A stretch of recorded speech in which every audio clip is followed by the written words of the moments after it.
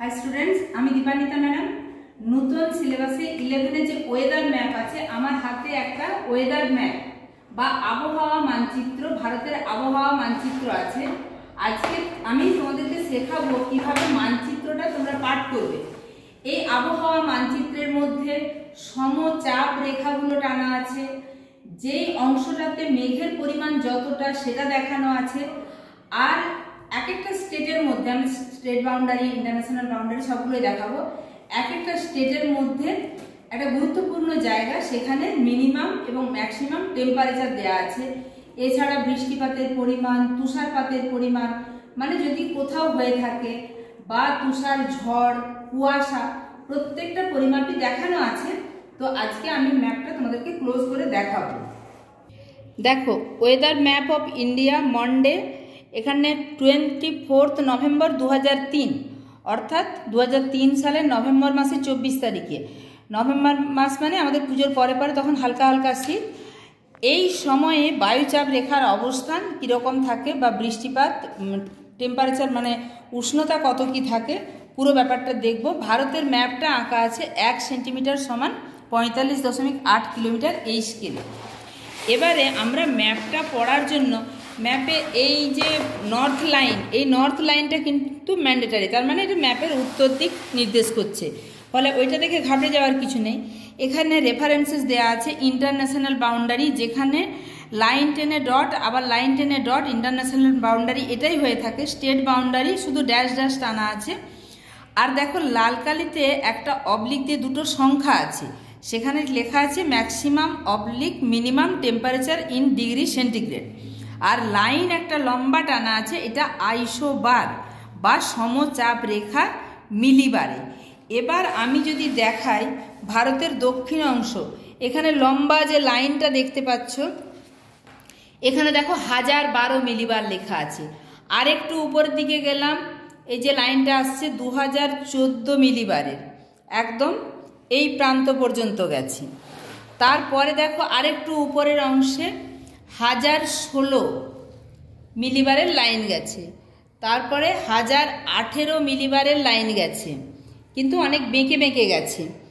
আচ্ছা, এরপরে আমরা 1020 একটা দেখছি এরকমভাবে হয়ে বেঁকে, আর একটু এদিকে ঘুরিয়ে নে, 1020। তারপরে দেখছি 1022। আমরা ক্রমশ জম্মু কাশ্মীরের দিকে এবার এগিয়ে যাব, এখনো হরিয়ানা পাঞ্জাবের মধ্যে আছি।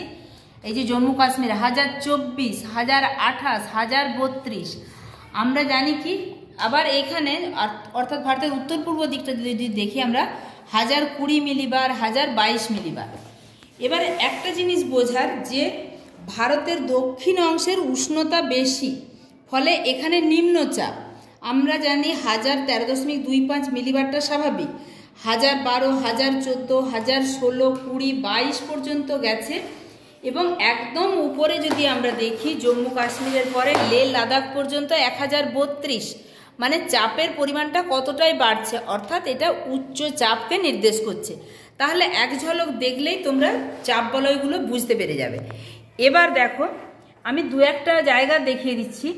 এখানে সিমলা, যেখানে মিনিমাম টেম্পারেচার 7 ডিগ্রি সেন্টিগ্রেড, এটা আগেই ইন্ডেক্সে দেখিয়ে দিয়েছিলাম, সেখানে ম্যাক্সিমাম 18 ডিগ্রি সেন্টিগ্রেড। চণ্ডীগড়ের একই রকমভাবে দেয়া আছে, দেরাদুনের দেয়া আছে, দিল্লির দেয়া আছে, বেরেলির দেয়া আছে, জয়পুরের দেয়া আছে, যোধপুরের দেওয়া আছে। যোধপুরে দেখো টেম্পারেচারটা কত বাড়ছে, ম্যাক্সিমাম 28, মিনিমাম 16। বার্মের এখানেও 28, 12, মানে এটা নভেম্বর মাস, প্রায় শীত শীত অনুভূত হচ্ছে, তখন এখানে কিন্তু রাজস্থানে এতটাই টেম্পারেচার। এইরকমভাবে আমরা দক্ষিণে কিন্তু সবসময় দেখো 30 ডিগ্রি হাইয়েস্ট টেম্পারেচার মাদুরাইতে, যেহেতু নিরক্ষরেখার কাছাকাছি তাই এখানে টেম্পারেচারটা বেশি। কিন্তু একদম লেহ লাদাখের ওই দিকে যদি চলে যায়, শ্রীনগরে দেখো 15 ডিগ্রি যেটা ম্যাক্সিমাম, মিনিমাম আছে -2, মানে সেটা হচ্ছে চলে যাচ্ছে, মানে একদম তুষার পড়ছে। -2 মানে এখানে হিমাঙ্কের নিচে চলে যাচ্ছে। এবারে আর কতগুলো আমরা এখান থেকে ইন্ডেক্স থেকে জিনিস জানবো এবং সেগুলো ম্যাপের মধ্যে কোথায় আছে দেখব। এই সিম্বলটা হচ্ছে যেখানে যেখানে আছে সেটা 1/8 অংশ মেঘ আছে।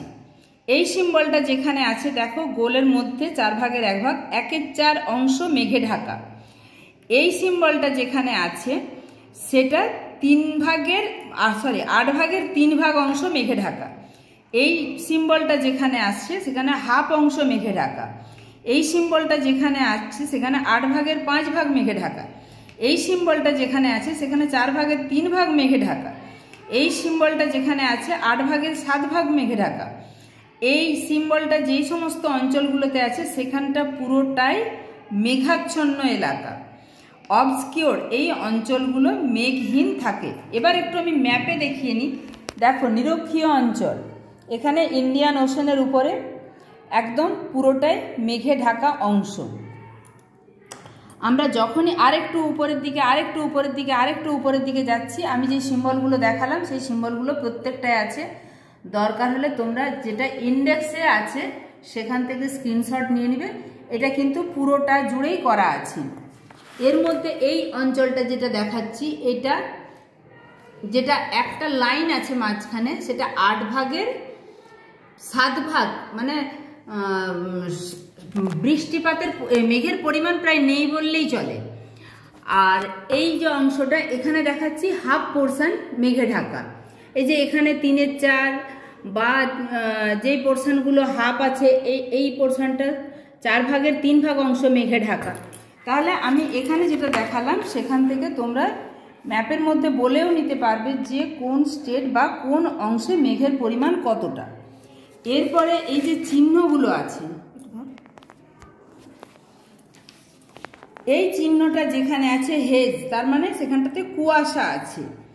ডাস্ট হুইল যেখানটাতে লেখা আছে সেখানটাতে ধূলিঝড়। মিস্ট সেখানটাতে কুয়াশা। শ্যালো ফগ সেখানটা অগভীর কুয়াশা। লাইটেনিং মানে বজ্রবিদ্যুৎ। এখানে স্কোয়াল যে অংশটা সেখানটাতে ঝড় দেখা যায়। আমি ম্যাপের মধ্যে আবার দেখাবো, ওই চিহ্নগুলো আছে। ডাস্ট অর স্যান্ডস্টর্ম মানে ধুলো বা বালির ঝড়, যেটা তার চিহ্নটা এটা। ড্রিফটিং স্নো এটা তুষার প্রবাহ বা তুষার ঝড়। এটা হচ্ছে ফগ বা কুয়াশা। এটা হচ্ছে ড্রাইজেল হচ্ছে সূক্ষ্ম বা হালকা বৃষ্টি। এটা রেন, এটা বরফপাত স্নো। এটা শাওয়ার যেটা বৃষ্টিপাত হচ্ছে। থান্ডার বজ্রবিদ্যুৎ। আর এই যে তোমরা সিম্বলগুলো দেখলে এইগুলো হচ্ছে ওয়েদার কন্ডিশন।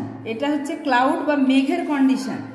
এছাড়া মিনিমাম ম্যাক্সিমাম টেম্পারেচার তো গেলই। এরপরে আমরা শীতে কোথায় ডিরেকশন অফ ওয়েভ অর্থাৎ সমুদ্র স্রোতের যে দিক, কোন অংশটা শান্ত, কোন অংশটা স্মুথ, কোন অংশটা স্লাইট অশান্ত, কোন অংশটা মাঝারি রকমের, এইগুলোও কিন্তু বিভিন্ন জায়গায় লেখা আছে।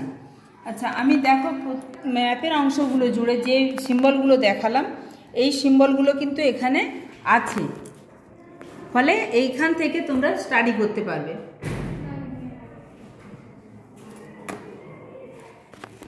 ম্যাপটা দেখে তো তোমরা বুঝে গেলে যে কোথায় কত চাপ, মানে বায়ুচাপ যেটা বললাম যে এখানে 1012 থেকে শুরু হয়েছে 1032, অর্থাৎ উচ্চচাপ। অত্যধিক ঠান্ডার জন্য এখানে উচ্চচাপ, অত্যধিক গরমের জন্য নিম্নচাপ। তাছাড়া মেঘের অবস্থানগুলো কোথায় কিরকম সেগুলো তো বর্ণনা করতে পারবে। তাছাড়া তোমাদের যেটা থাকে এর উপর দিয়ে কোনো একটা রেখা অঙ্কন করে প্রস্থচ্ছেদ আঁকতে দেওয়া থাকে, অর্থাৎ কোথায় মাঝারি চাপ, কোথায় উচ্চচাপ, কোথায় নিম্নচাপ, সেই ক্লাসটা নিয়ে পরের ভিডিওতে আসছে।